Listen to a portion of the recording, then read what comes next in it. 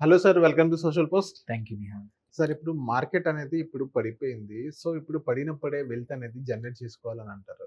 So, ఇలాంటి సిట్యుయేషన్స్‌లో investors చాలామంది ఒక లాంగ్ టర్మ్ వెల్త్‌ని జనరేట్ చేయాలంటే లాంగ్ ఇన్వెస్టర్‌గా మారాలని అంటున్నారు. సో, అలా లాంగ్ ఇన్వెస్టర్‌గా మారాలంటే 3 main principles according to you and మాకు సజెషన్ ఇస్తారు. వెరీ ఇంపార్టెంట్ ఏంటంటే first thing long term investing and ఇన్వెస్టర్‌గా నువ్వు మలుచుకోవాలి అనుకుంటే కొన్ని థింగ్స్ ఇంపార్టెంట్ అనమాట. It's saying is easier. ఏమంటారు చాలామంది నేను ఓపిక ఎక్కువ ఉంది, నేను ఇన్వెస్ట్ చేస్తాను అని ఓపిక ఎక్కువ ఉంది, అంతా బాగుంది అనడం వేరు. బట్ వెన్ ఇట్ సిచ్యువేషన్ ఇట్లాంటి మార్కెట్ యుద్ధ వాతావరణం సిచ్యువేషన్ వచ్చినప్పుడు మార్కెట్స్ ఒక 10-12% పడిపోయినప్పుడు నువ్వు తట్టుకునే కేపబిలిటీ ఉందా? ఇవన్నీ కావాలి అని అంటే కొన్ని థింగ్స్ బేసిక్ థింగ్స్ అవసరం అనమాట. ఇట్లాంటి అప్స్ అండ్ డౌన్స్ వచ్చినా తట్టుకోవడానికి. సో ఈ 3 principles according to me long term ఇన్వెస్టర్‌కి ఉండాల్సిన 3 ప్రధాన లక్షణాలు ఏంటంటే, ఒకటి నువ్వు చూడాల్సింది చాలామంది ఏంటంటే బిజినెస్ నంబర్స్ ఒకటే చూస్తారు. Which is important. నేను యాస్ ఎ ఫండమెంటల్ అనలిస్ట్‌గా నేను కూడా చూసేది ఏంటంటే బిజినెస్ నంబర్స్ అవన్నీ వండర్‌ఫుల్. అవి ఎనీహౌ అందరూ చూసి చెప్పేది. ఆ బిజినెస్ నంబర్స్‌ని నీకిచ్చినా, నాకిచ్చినా అనలైసిస్ మోర్ ఆర్ లెస్ ఒకే రకంగా ఉంటుంది. Because numbers are more or less straightforward. కొన్ని కేసుల్లో మాత్రమే హైడింగ్ ఉండొచ్చు.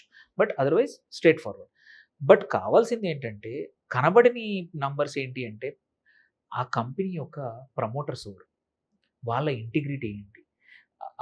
వాళ్ళ గవర్నెన్స్ స్టైల్ ఎలా ఉంది? ఇవన్నీ కూడా నువ్వు లాంగ్ టర్మ్ ఇన్వెస్టర్‌గా ఉన్నప్పుడు ఒక కంపెనీలో ఇన్వెస్ట్ చేయాలంటే యెస్ 2 క్వార్టర్స్ వండర్‌ఫుల్ ఆర్డర్స్ వచ్చినాయి. బిజినెస్ ఉంది. కాబట్టి చేస్తున్నాను. పెరుగుతది అనంటే యెస్. That's one.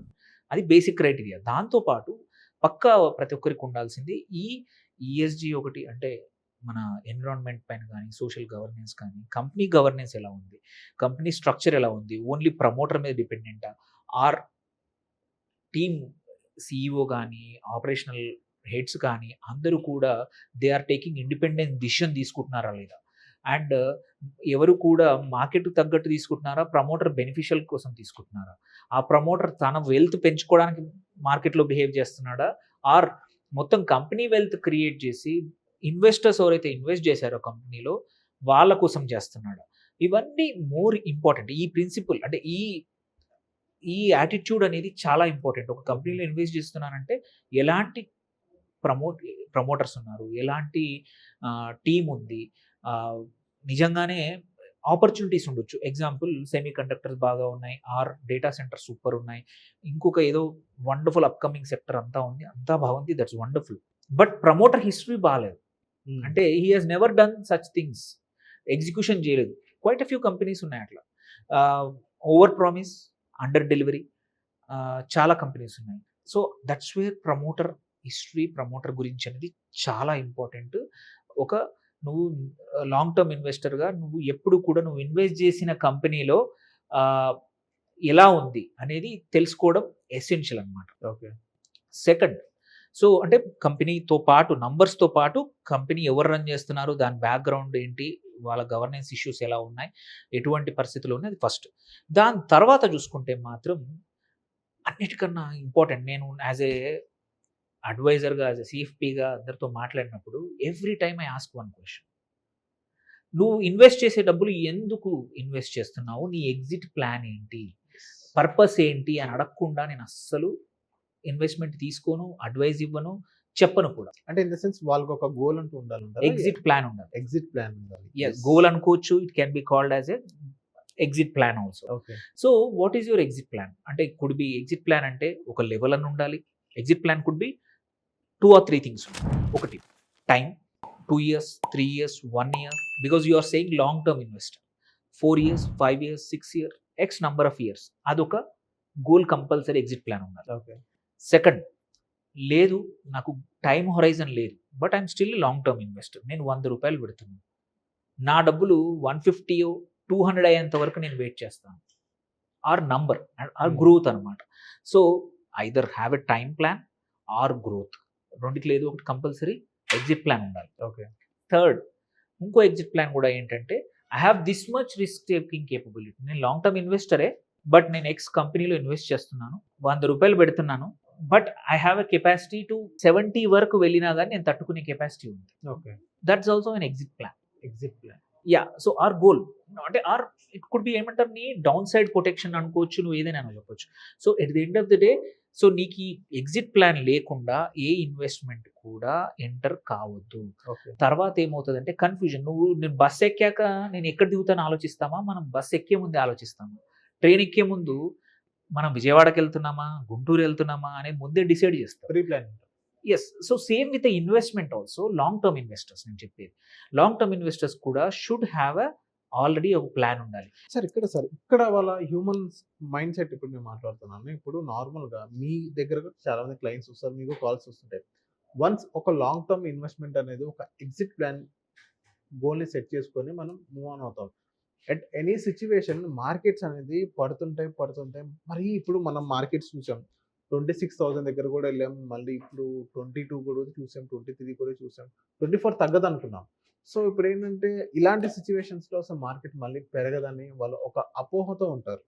సో అలాంటి long term investor, long goal పెట్టుకున్న ఇన్వెస్టర్స్ వాళ్ళు అప్పుడు అలాంటి సిచ్యువేషన్స్లో ఏం చేయాలంటారు? Yes, very important. అదే third principal.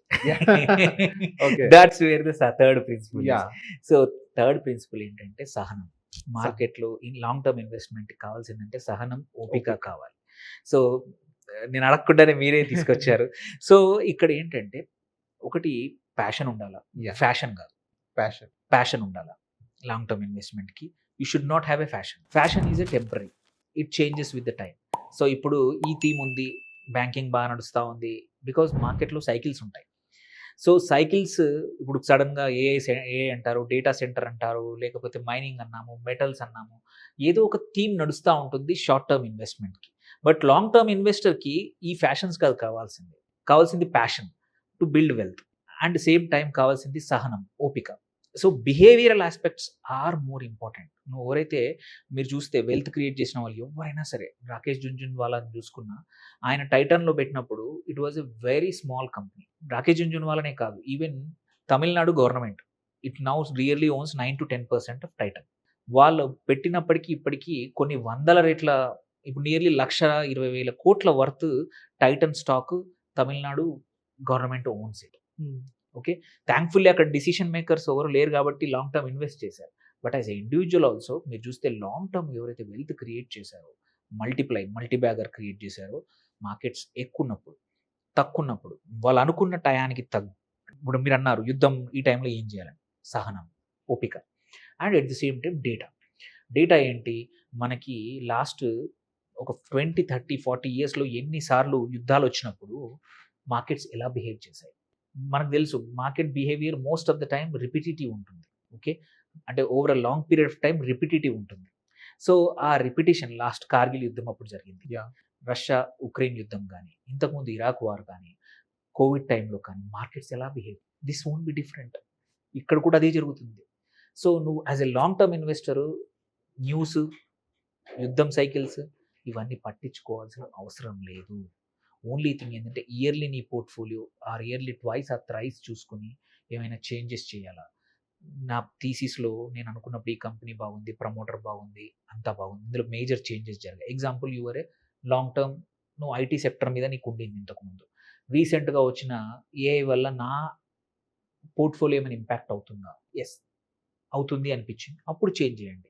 So at the end of the day సహనం, పేషెన్స్ లేకపోతే మాత్రం you will never become, only it's ఒక ఫ్యాషన్ లాగా ఉంటుంది చెప్పుకోవడానికి, కానీ నీకు ప్యాషన్ లేకపోతే లాంగ్ టర్మ్ ఇన్వెస్టింగ్ కానీ నువ్వు ఇన్వెస్టర్ కానీ కాలేవు.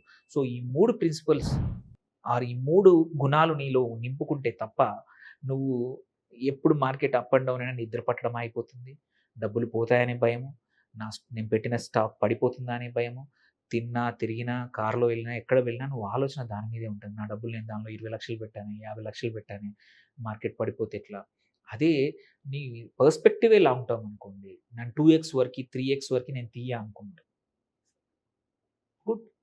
ఆర్ మీకు ఆల్రెడీ తెలుసు ఇవన్నీ పడిపోతుంది, yes. Example quite a few companies ఉన్నాయి.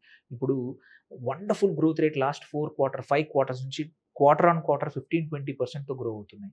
వండర్ఫుల్ ఆర్డర్ బుక్ ఉంది, వండర్ఫుల్ ప్రొజెక్షన్ ఉంది, వెరీ గుడ్ మేనేజ్మెంట్ టీమ్ ఉంది ఎగ్జిక్యూషన్ చేసిన వాళ్ళు. బట్ యుద్ధం వల్ల భయాలతో పడిపోయింది స్టాక్. అది as a long term investor you should not be bothered. Okay, ఇంకా కుదిరితే అందులో ఇన్వెస్ట్ చేస్తారనే ధైర్యం, కన్విక్షన్ రావాలన్నమాట. సో అది ఎప్పుడు వస్తుంది ఈ కన్విక్షన్? ఈ 3 ప్రిన్సిపల్స్ ఉంటే ఏంటంటే నీకు సహనం, ఓపిక last thing, second exit plan కరెక్ట్గా ఉండడము, ఫస్ట్ కంపెనీ యొక్క ఫండమెంటల్స్తో పాటు ESG, promoters, people. At the end of the day companies are not run by machines, companies run by people.